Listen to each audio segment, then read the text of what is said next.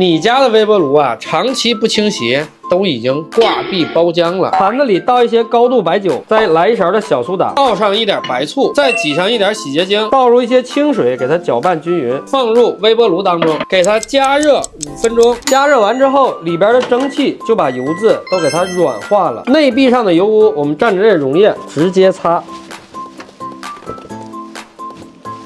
都是大家比较神的小妙招，学会的记得点赞收藏起来，下期见。